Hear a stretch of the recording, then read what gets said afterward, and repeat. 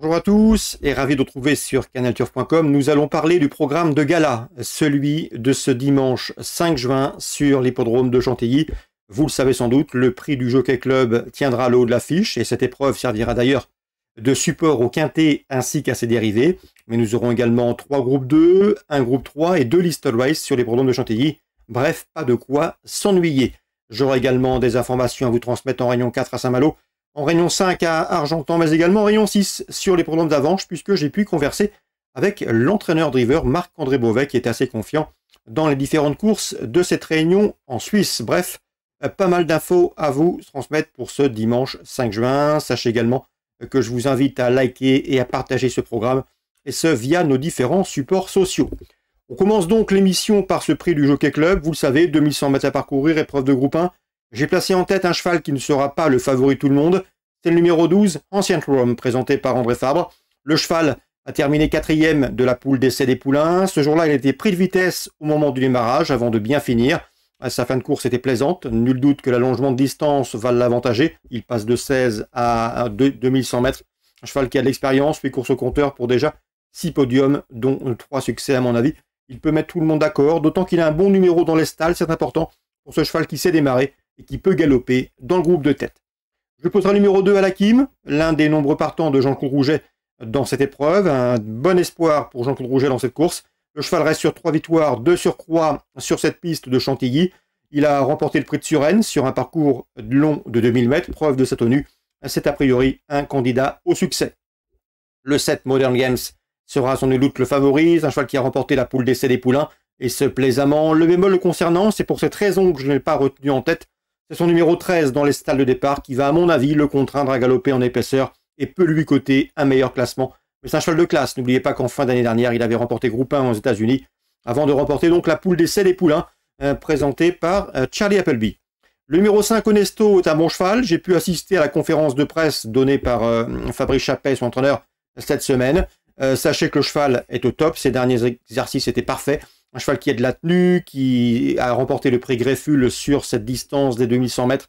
C'est un cheval qui est un attentiste, il va sans doute attendre, donc il lui faudrait une course rythmée. Si tel est le cas, sa pointe de vitesse finale peut faire des ravages. Le bémol le concernant, c'est son 14 dans les stalles en dehors, qui peut l'obliger à faire trop d'efforts en épaisseur. Ensuite, j'ai retenu les 2 protégés de Jean-Claude Rouget, le 10 Lasso et le 3 Velval, affiché 5e et 6e de la poule d'essai des poulains le 15 mai sur Plocourt, sur 1600 mètres. Le numéro 1, Vadeni, a lui remporté le prix de Guiche sur cette piste de Chantilly. C'est un atout, il connaît les lieux. Et c'est un cheval qui, à mon avis, est assez pratique, qui sait démarrer. Avec un bon numéro dans les stalles, il va sans doute galoper dans le groupe de tête et peut conserver une place. Je me méfierai également du numéro 4, Imperial Fighter, qui nous vient d'Angleterre, un cheval endurci, et qui peut venir corser les rapports de ce quintet quand il y a. 12, 2, 7, 5, devant le 10, le 3, le 1 et le 4. Voici ma sélection pour ce quintet, prix du Jockey Club en ce dimanche 5 juin. Donc en partant, j'ai noté le 9 El Bodegon, pourquoi pas. Suite du programme, le Grand Prix de Chantilly, c'est la 4e, épreuve de groupe 2. Je pense que le 401 Moutabaï peut poursuivre sa moisson victorieuse, lui qui vient de s'adjuger le prix d'Hédouville. Il lui faudra toutefois redouter le 5 dans cette épreuve Mare Australis, qui revient sur 2400 mètres, une distance sur laquelle il a déjà bien fait, et qui avait remporté le prix Gannet à pareille époque l'an dernier. C'est le 405, 401, 405. L'opposition, pourquoi pas le numéro 4, Fénélon.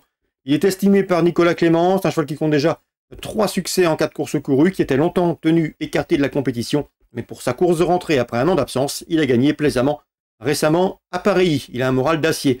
401, 404 et 405 dans l'ordre du programme.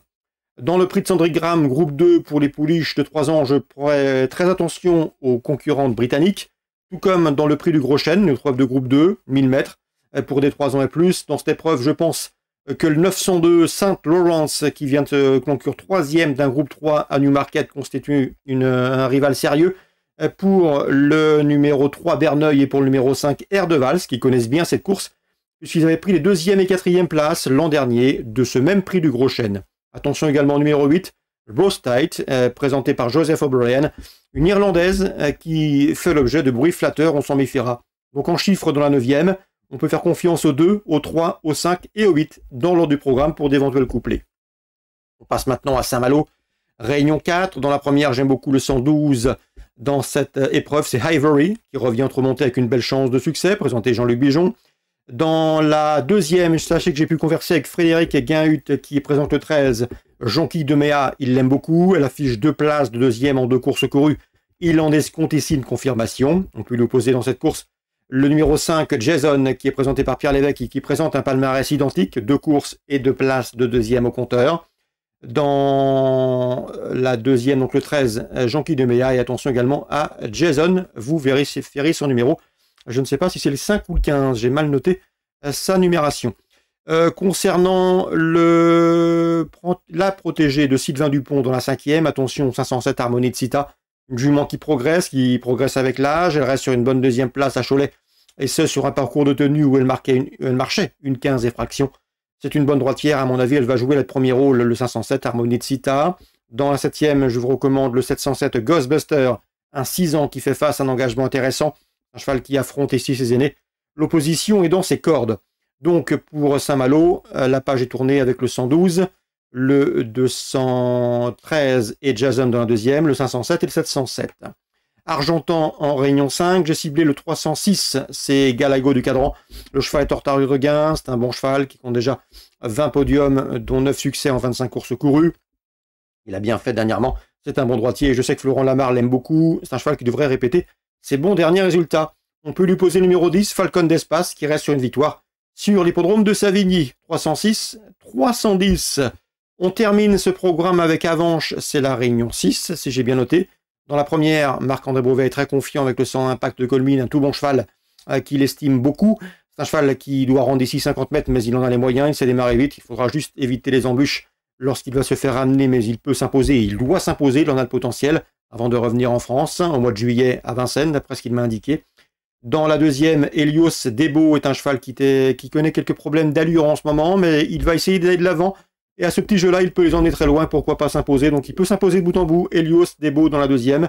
Et dans la troisième, le 307 Fast Marancourt est un cheval qui a une chance de terminer sur le podium d'après lui. Mais le cheval doit impérativement bénéficier d'un parcours caché. C'est le bémol le concernant, une tactique qui comporte parfois des aléas. Donc pour Marc-André Beauvais dans la première, Impact de Colmine, première chance pour la victoire. Dans la deuxième, Helios Debo va aller de l'avant, il peut les emmener très loin.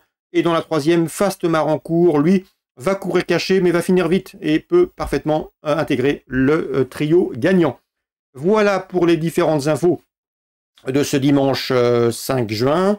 On se retrouve, nous, très bientôt sur canalturf.com. Sachez également que pour lundi à Reims, il faudra suivre des entraîneurs belges, notamment Luc Rollens ou encore Nico Danels, lesquels sont assez confiants pour ce déplacement en terre rémoise. Très bon jeu à tous, bon dimanche et à très bientôt.